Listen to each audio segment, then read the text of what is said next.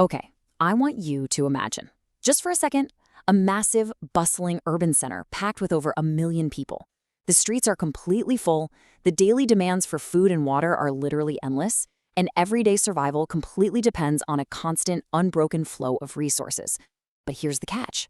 There are absolutely no cargo planes, no 18-wheelers, no computerized GPS tracking systems, nothing. So how on earth do you feed a city of this sheer magnitude without a single piece of modern technology?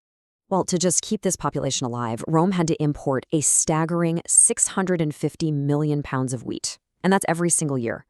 Let that massive number really sink in for a moment. 650 million pounds. Throughout the entirety of Rome's history, the absolute most critical job of any emperor was making sure that this exact supply chain never broke down. Because think about it, if the grain ships were lost at sea or, bad storms delayed the harvest, those shortages didn't just mean a few people went hungry. They meant instant, massive civil unrest and riots.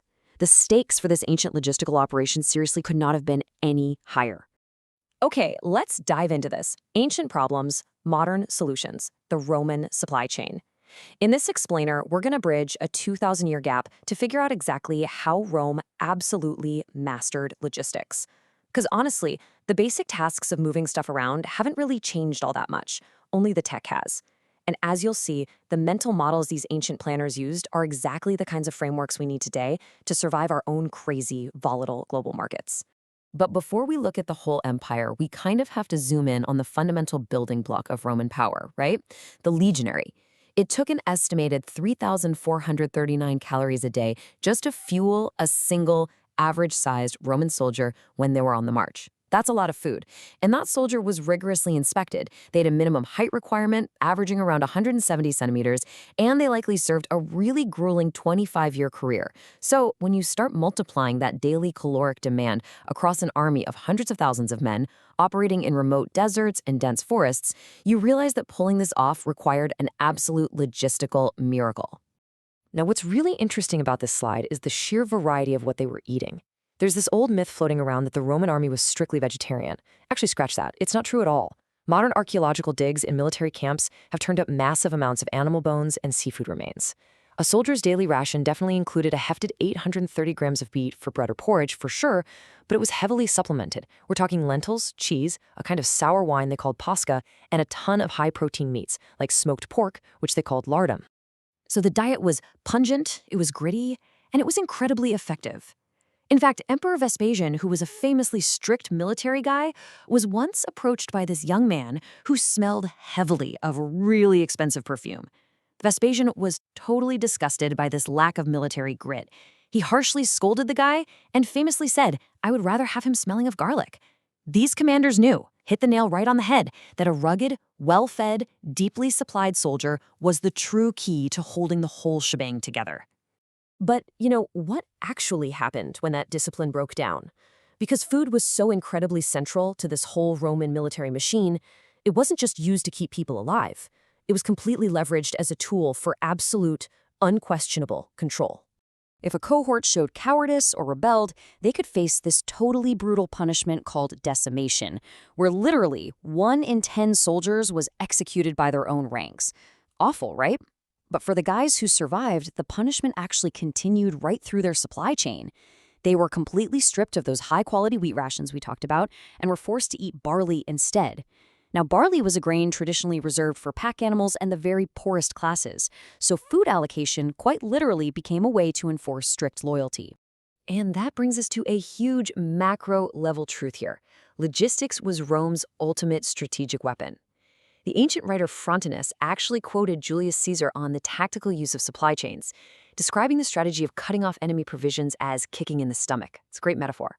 Well-fed, perfectly organized armies reached the battlefield way faster. They could sustain much longer campaigns, and they literally starved out their enemies. So many of these famous battles were won in the warehouses long before a single sword was ever drawn. And this brilliantly illustrates how they actually moved those mountains of supplies. The Romans heavily favored sea and river transport. Why? Well, because it was at least 40 times cheaper than dragging goods over land in wagons. A single grain ship could carry upwards of 150 tons of cargo. Rome needed 1,000 of these massive ships, constantly sailing just to meet its grain demand alone. They effectively turned the entire Mediterranean Sea into this bustling, highly regulated shipping lane. Now, to manage all that complex movement, the Romans built what is basically the ancient equivalent of a modern enterprise resource planning, or ERP system. They called it the Cursus Publicus. This was a state-run courier service, complete with relay stations providing fresh horses and equipment at set intervals all across the map. It meant that crucial data, like orders, supply requests, and military reports, flowed at really high speeds, completely uninterrupted, between field armies, provincial officials, and the capital. It was their high-speed internet. And once those supplies finally arrived in a region, they definitely weren't just left sitting out in the open. They were deposited into what they called Horrea, these highly secure state-run warehouses. By strategically placing these distribution centers inside heavily fortified cities, rather than out in the vulnerable countryside, the Romans completely mitigated the risk of enemy raids. It also meant their urban centers could outlast prolonged sieges. It was just a perfectly planned inventory buffer. But here's the thing. The state didn't actually do it all alone. Much like how businesses operate today, they relied incredibly heavily on independent contractors. Think of them as ancient third-party logistics providers, or 3PLs. Private merchants and maritime contractors would compete openly for state contracts to supply clothing, transport, and equipment. And they worked under some seriously strict rules. If they failed to deliver those resources on time, they risked massive administrative or financial penalties. So it was this giant decentralized network, all working toward a single centralized goal.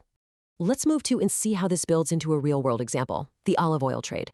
Olive oil was a wildly valuable commodity back then, used for food, lighting, soap, everything. A family might grow olives on vast estates down in Tripolitania in North Africa. That oil was then transported to the big commercial harbors of Carthage, loaded onto those massive ships for a 3 to 4 day sea voyage across to the deep water port of Ostia, transferred onto smaller river barges that were pulled up the Tiber River, and finally unloaded at the Roman Emporium. Just a massive, multi-step global journey. Managing a route like that required a highly developed mental model of supply and demand, especially when you factor in the risks. Ancient managers were constantly sweating over bad weather, piracy, and local uprisings. Compare that to today. Modern supply chain managers are sweating over unpredictable shipping costs, trade wars, and geopolitical crises. The technology is totally different now, obviously, but the core vulnerability of moving physical goods across long, complex distances, that remains absolutely identical.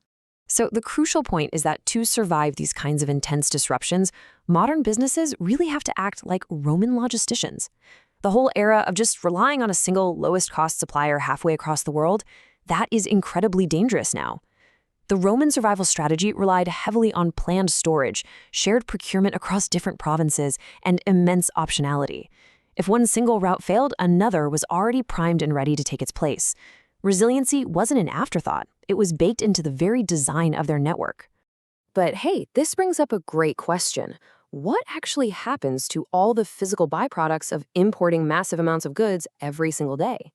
Well, to put that into perspective, let's look at a pretty fascinating number. 115. That is the height in feet of Monte Testaccio. It's literally an artificial mountain sitting right in the middle of the city of Rome, and it's a half-mile in circumference. And what is it made of? It is constructed entirely out of millions of broken, discarded clay amphora. Those were the big shipping containers they used to transport all that North African olive oil we just talked about. It's a genuinely stunning visual testament to the sheer scale of Rome's packaging waste. It's like a mountain made of ancient cardboard boxes. Yet, despite generating a literal mountain of packaging trash, the Romans actually vastly outperformed our modern supply chains in one absolutely key area: sustainability. Because they used porous clay, this massive disposal site didn't become some toxic waste dump leaking deadly chemicals into the groundwater. It safely biodegraded over time, eventually just becoming a nice tree-covered hill. Contrast that with today's supply chains, which are unfortunately choking the globe with non-degradable plastics that just sit in landfills forever. But, even with all that highly biodegradable packaging and brilliant optionality built in, the system did eventually break. Historians point out that the famous fall of the Western Roman Empire in 476 AD wasn't just a military defeat, it was a catastrophic, complete failure of international trade. When those supply chains finally stopped moving, the empire slowly starved, and that incredibly complex, globalized economy just shattered. The result was a dramatic, really tragic downgrade in the everyday standard of living. As the historian Brian Ward Perkins notes, While 3rd century Roman peasants were eating off high-quality, fine pottery imported all the way from North Africa, their descendants, living after those supply chains collapsed, were forced to suffer with fourth-rate, porous vessels made from badly selected local clay. All that incredible specialization and the economies of scale completely vanished. Which leaves us with a pretty stark historical warning for our own heavily globalized world today. As we face our own modern era of geopolitical disruptions and crazy volatile trade networks, we really have to ask ourselves, are we actually building enough true resilience and optionality into our own supply chains? Or, by ignoring these lessons of Rome, are we risking our very own return to a world of fourth-rate goods?